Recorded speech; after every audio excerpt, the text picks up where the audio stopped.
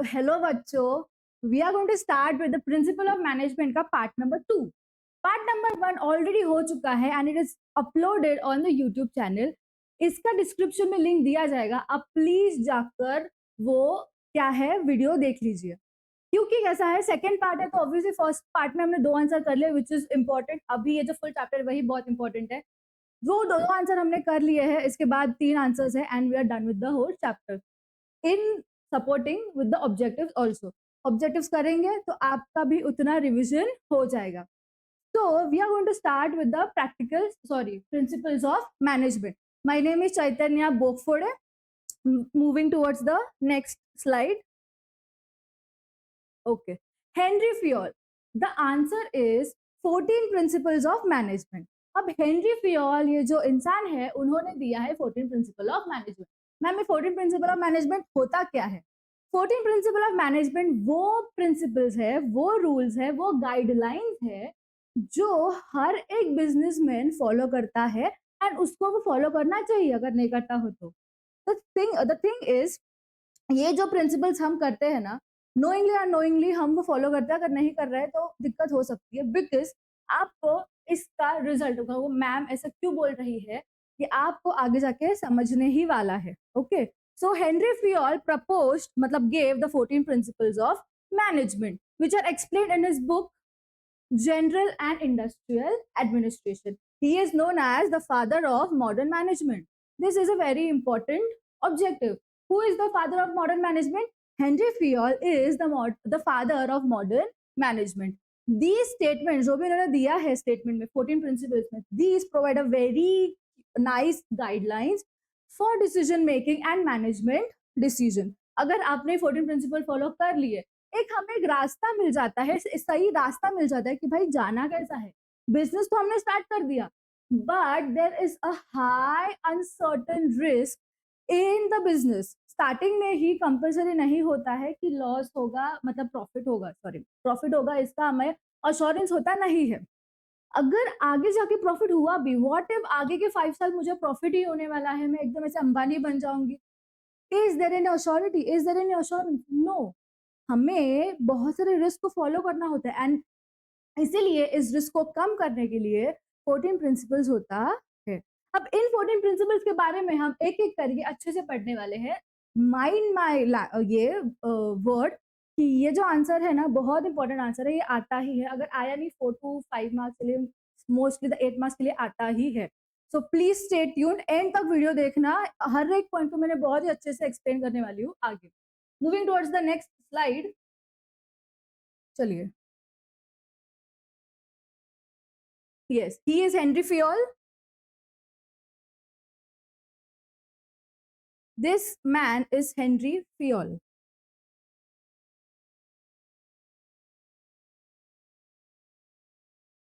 This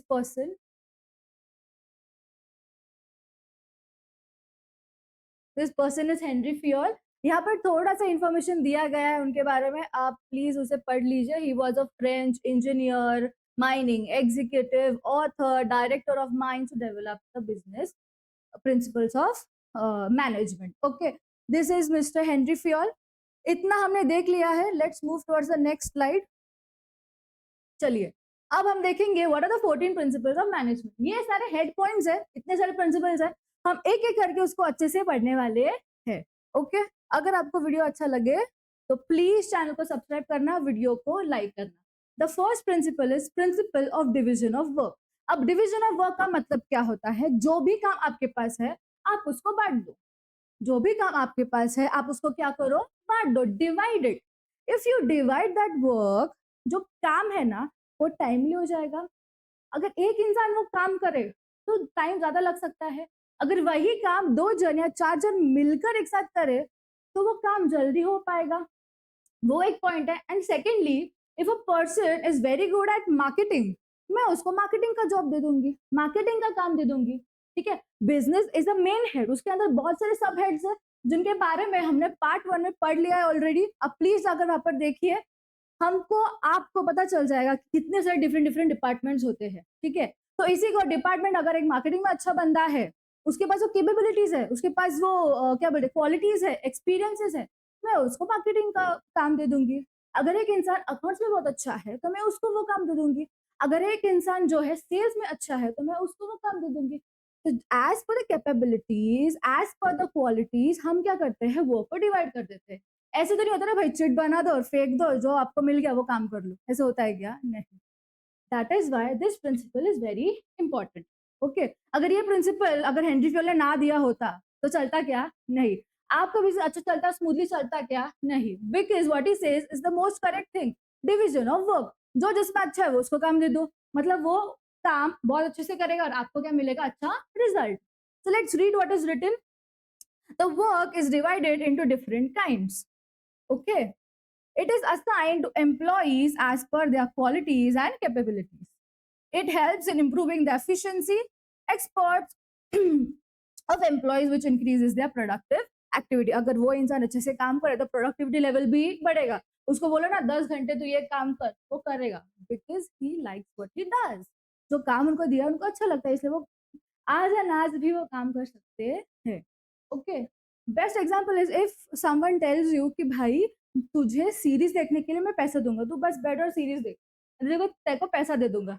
will you sit और will, अरे यार बहुत टाइम वेस्ट हो जाएगा, आप ऐसे बोलोगे क्या? नहीं। आप क्या सोचोगे? मेरा मन पसंदीदा काम है और उस काम के लिए मुझे क्या मिलने वाला है? पैसे भी मिलने वाला है, तो आप ये काम करेंगे या नहीं करेंगे? ऑब्वियसली करेंगे। ठीक है, so that increases the productivity level. सुबह उठते हुए सीरीज, दोपहर में खाते हुए सीरीज, ओके, सोते हुए सीरीज, हर टाइम सीरीज सीरीज सीरीज। ठीक है, moving towards the next slide, ये था principal of division of work. Next principle आता है, नेक्स्ट प्रिंसिपल आता है principle of authority and responsibility. Principal of authority and responsibility, first क्या था? Principal of discipline. What is the next principle? Principal of authority and responsibility. Authority का मतलब क्या होता है? आपके पास जो पावर है, आपके पास क्या है? पावर है। आपको वो पावर कहाँ से मिला? एक्सपीरियंस है, स्किल्स है, इसलिए आपको प्रमोट किया गया था उस अथॉरिटी पे। अगर आपके पास पावर है, पावर के साथ पीछे पीछे कौन आ जाता है? रिस्पॉन्सिबिलिटीज। आपके पास पावर, आप जो चाहे वो कर सकते हो, आपके पास एक रिस्पॉन्सिबिलिटी भी उतनी आ जाती है। व्हाट इफ अगर आपने एक छोटी सी गलती कर दी, किसको ठहराया जाएगा कि who is the mistaker of this? Obviously the person was the authority वाला। इनके पास वो अथॉरिटी है, उनके पास वो रिस्पॉन्सिबिलिटी भी आ जाती है। That is why it is said that जितना बड़ा पोस्ट उतना ज्यादा रिस्पॉन्सिबिलिटी, बिकॉज अथॉरिटी तो है पर पीछे पीछे क्या आ जाता है? Responsibility. So this principle talks, it is the authority is the right to take decision. आपके पास पावर है, आप वो डिसीजन ले सकते हो। Authority always comes with responsibility. अगर आपके पास अथॉरिटी है, आपके पास रिस्पॉन्सिबिलिटी भी पीछे पीछे आ जाता है। If the manager is given the authority to complete task within a given time, he should be responsible. Okay, अगर उसको बोला गया है कि 2 दिन में वो काम करना चाहिए, आपको एक प्रोजेक्ट दिया है, you are the team lead, for example you are the team lead, आपको बोला गया है कि कल तक मुझे वो क्या है, प्रोजेक्ट कंप्लीट चाहिए। What will you do? आपके पास अथॉरिटी तो है, आपको अच्छा लगा, हाँ I am the lead, but पीछे क्या है? अगर वो प्रोजेक्ट नहीं हुआ, अगर उस प्रोजेक्ट में थोड़ा एरर्स है, तो किसको रिस्पॉन्सिबल ठहराया जाएगा? आपके जो अंडर काम कर रहे हैं उनको या आपको? ऑब्वियसली आपको, because you had the authority and which has equal responsibilities also. Going towards the next slide, principal of discipline. Ma'am ये तो बहुत सिंपल है, व्हाट इज डिसिप्लिन? डिसिप्लिन होना मतलब एक चीज को करेक्ट तरीके से करना, एक चीज को विदाउट एनी एरर्स करना। रोज सुबह उठना, फॉर एग्जाम्पल पंक्चुअलिटी हो, कंसिस्टेंसी हो, ये सारी चीजें किस में आ जाती है? डिसिप्लिन में आ जाती है। If you are a discipline person, you can achieve anything in your life, because you are doing things at time, doing things before time. इससे आपका इफेक्टिविटी लेवल जो है, एफिशिएंसी लेवल जो है, ऑब्वियसली बढ़ेगा। ठीक है, जैसे फॉर एग्जाम्पल आपका एक टेस्ट है, एक हफ्ता पहले आपने उसको क्या कर लिया? प्रिपरेशन स्टार्ट कर दिया, very new chapter, you don't know anything about it. If you start 1 week before कि भाई मैंने 4 hours I am giving to this particular subject, consistently, मतलब रोज आप सुबह 7 बजे बैठते हो पढ़ने के लिए, मतलब बैठते ही हो, तो आपको अच्छा रिजल्ट आएगा कि बुरा रिजल्ट आएगा? ऑब्वियसली अच्छा रिजल्ट आएगा, because the key to that was discipline. आप सुबह उठ के फटाफट 7 o'clock को बैठते थे, 4 घंटा पढ़ाई करते थे effectively without getting any distractions. That is why this principle is very important for us, because discipline नहीं होगा तो आपका ऑर्गेनाइजेशन जो है, इन रियलिटी जब आप कॉर्पोरेट में जाएंगे, नॉर्मल बिजनेस होगा, एनी वर्क, वहां पर अगर बिजनेस नहीं है, सॉरी, वहां पर अगर डिसिप्लिन नहीं है तो आपका कुछ होने वाला नहीं है। ठीक है, let's read. Discipline helps to achieve the goals in the organisation. अगर डिसिप्लिन आपके पास तो आप इजीली वो गोल अचीव कर सकते हो। ठीक है, it good discipline is the result of effective leadership. अगर आप पंक्चुअल हो, कंसिस्टेंसी, आपका स्किल्स डेवलप हो रहा है, then obviously you are a good leader. ठीक है, दैट इज वाई अभी से आप में वो लीडरशिप क्वालिटीज अडेप्ट होनी चाहिए। उसके लिए क्या करना पड़ेगा? You have to be discipline. आपको बताना है खुद को, कितना भी कंटाला आ जाए, कुछ भी हो जाए, मुझे उठकर पढ़ाई करना ही है। जब आप आपके मन को ऐसे बोलेंगे, तब आप बोलेंगे कि I am a responsible person, I am a disciplined person, तभी ही आपको सफलता मिलेगी। फिर आपको सफलता से दूर खींचने वाला कोई नहीं होगा, because you are a very disciplined person. Basic discipline should be observed at all levels of management. There are total 3 levels, lower level है, मिडिल लेवल है, टॉप लेवल है। हर एक लेवल में डिसिप्लिन होता ही है। चलो, moving towards the next slide. अब तक हमने 3 प्रिंसिपल्स कर भी लिए हैं।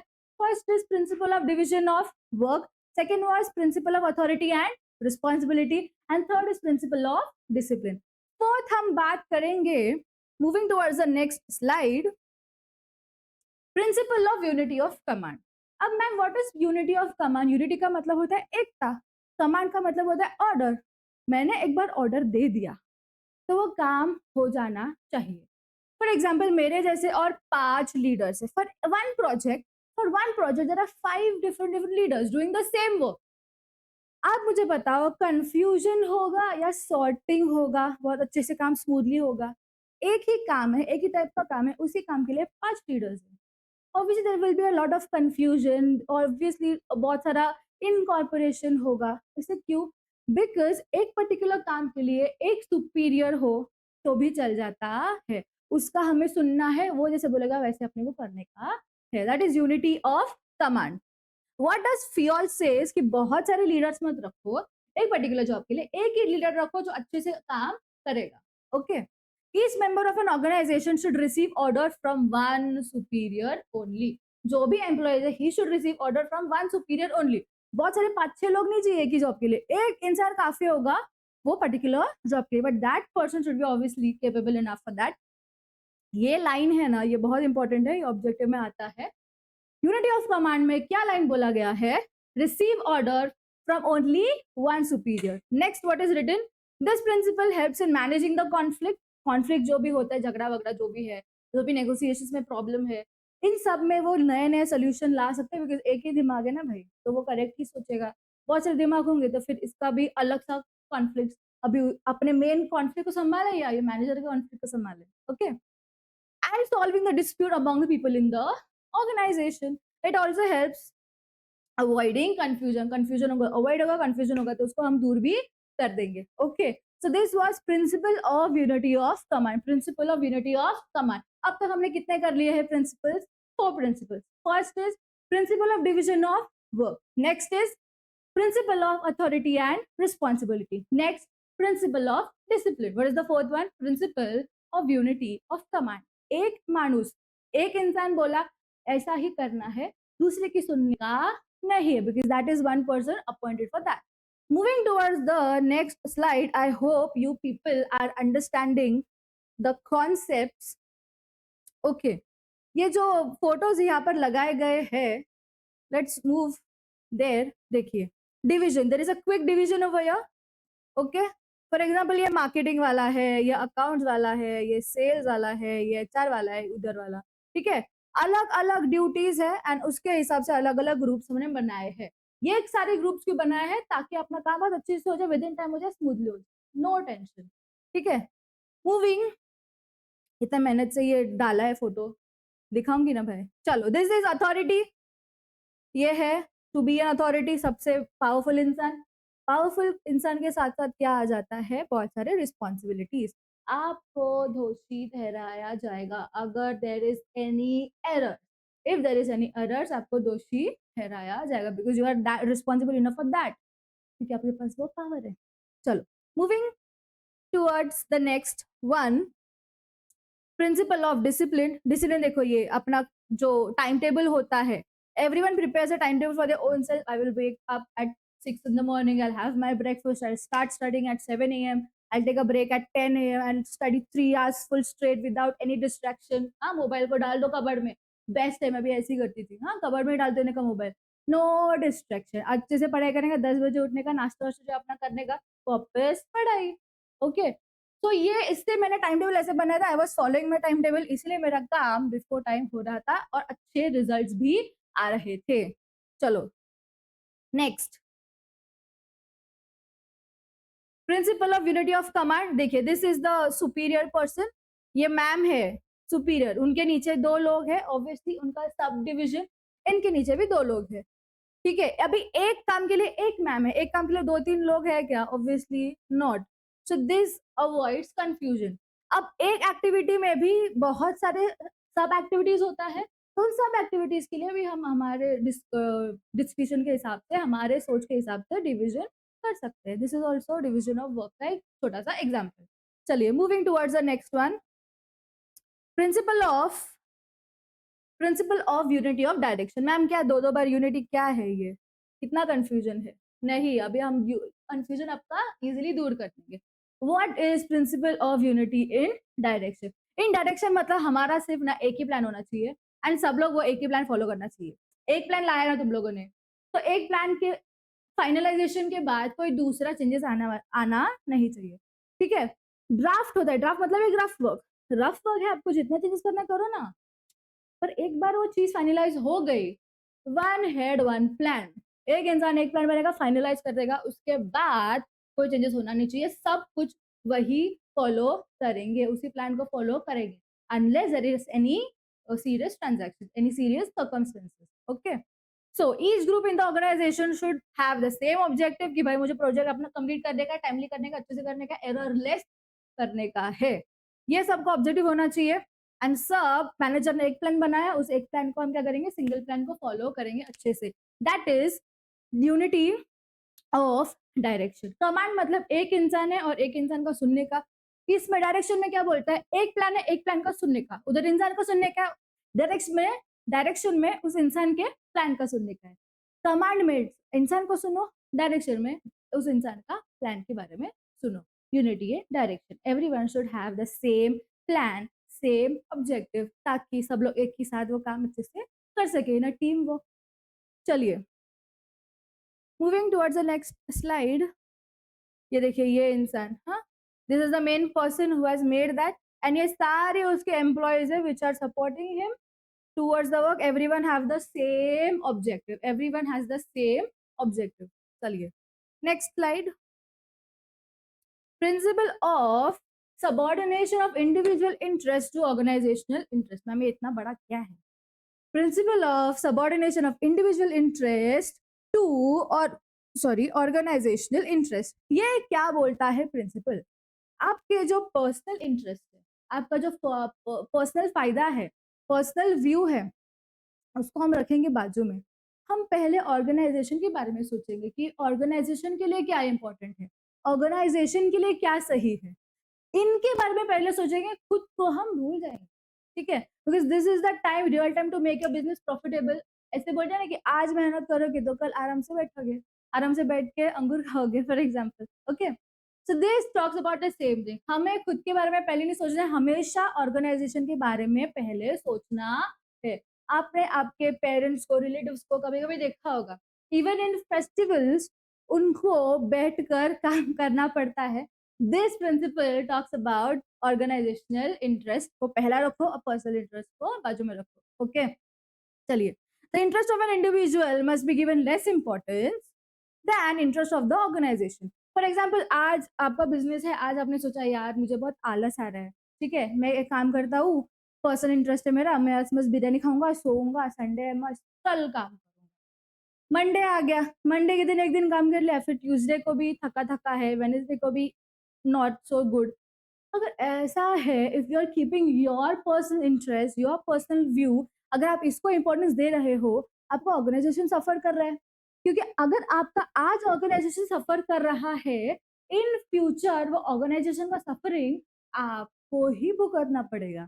is it is very important to give more importance to organizational interest and then your individual interest. Next आता है similarly the employee should protect the interest of the organization first and his personal interest should be subordinated. मतलब बाद में आप उसका सोच लो, पहले organisation का ही सोचना है, be it a small firm, be it a large firm, any firm. हर एक चीज में ये होना चाहिए. Moving towards the next slide. Principle of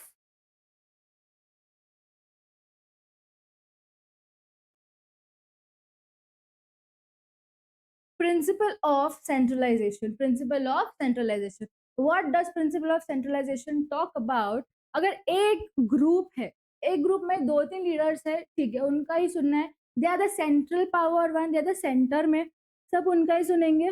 this is the whole perception, whole meaning of what is principle of centralization. Centralization refers to concentration of powers and authority. Concentration मतलब बहुत कम लोगों के पास वो पावर, बहुत कम लोगों के पास वो अथॉरिटी दी गई है. लाइक फॉर एग्जाम्पल आपको बोर्ड ऑफ डायरेक्टर्स पता होंगे.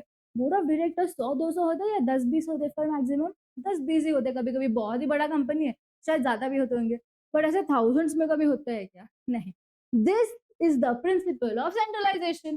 What does centralization talk about? सबको पावर मत दो, जो एकदम एलिजिबल है, एकदम स्किलफुल है, हाँ, बहुत सारा एक्सपीरियंस है उसके पास, ऐसे 4-5 लोगों को पकड़ो और उनको वो सेंट्रलाइज्ड पावर दे दो, और ये जो सेंट्रल पावर है वो जो बोलेंगे वो सब सुनेंगे.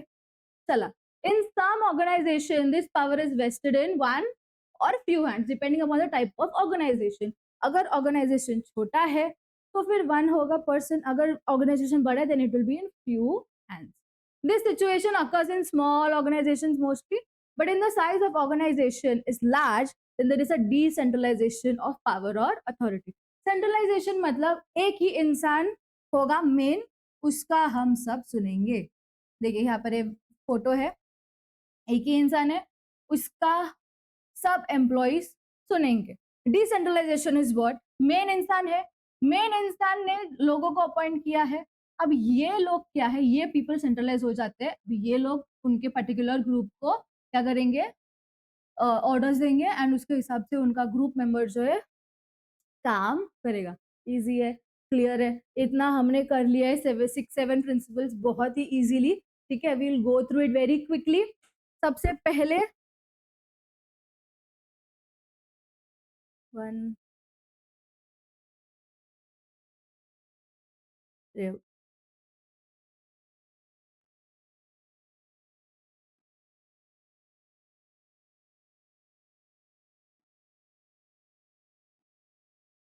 okay, so there are in all total 7 principles which we have done now.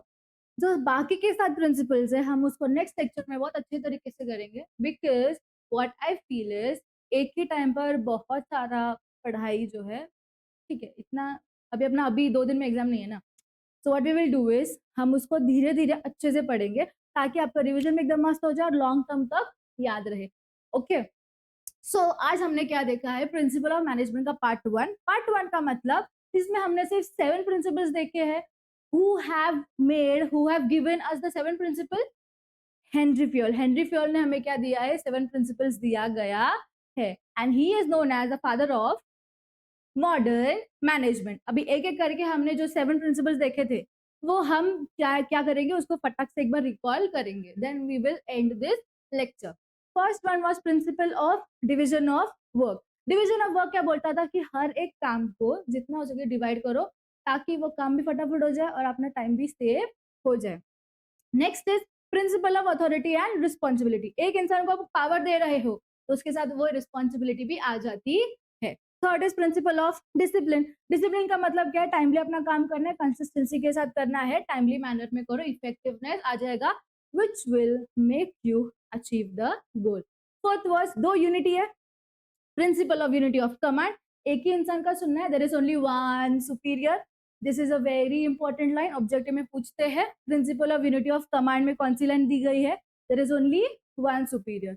Next what talks about is principle of unity of direction. उसका क्या मतलब होता है, वन हेड वन प्लान. ज्यादा हमें प्लान्स नहीं चाहिए, एक ही प्लान होना चाहिए एंड उसको सब लोग क्या करेंगे, फॉलो करेंगे. Then we talked about principle of subordination of individual interest over organizational interest. Organization के बारे में हम क्या करेंगे, पहले सोचेंगे, और इंडिविजुअल ऑर्गेनाइजेशन के बारे में पहले सोचेंगे और इंडिविजुअल के बारे में बाद में सोचेंगे. And last what we did is principle of centralisation. मतलब there is only power in few hands. सबको अगर पावर दे दो मच्छी मार्केट हो जाएगा ना रे. तो best is give power in few hand. जिनके पास वो कैपेबिलिटीज है, उनके पास स्किल्स है, उतना एक्सपीरियंस है. ओके, पार्ट 1 का डिस्क्रिप्शन में आपको लिंक मिल जाएगा, प्लीज जाकर पार्ट 1 देखिए. ओके, एंड हम we will come up with the part 3 also very soon. Till then subscribe the channel, ताकि अगर एक नया वीडियो आ जाए मेरा, आपको उसका क्या है नोटिफिकेशन आ जाएगा. उसके लिए please subscribe our channel. Apart from studies, I am here to give you some extra information also. आप फॉर एग्जाम्पल टाइम टेबल क्या होना चाहिए, what is the weightage, what is the paper pattern, how to study OCM, how to write the OCM, what are the important answers under OCM, what are the important distinguishes under OCM, इन सब के बारे में भी आप अच्छे से पढ़ो. हम इसका YouTube में वीडियो लाएंगे, पर उसके लिए आपको क्या करना पड़ेगा, चैनल को सब्सक्राइब करना पड़ेगा. So thank you for all, thank you to all. इतना ही था आज के लिए, मिलते हैं नेक्स्ट लेक्चर में.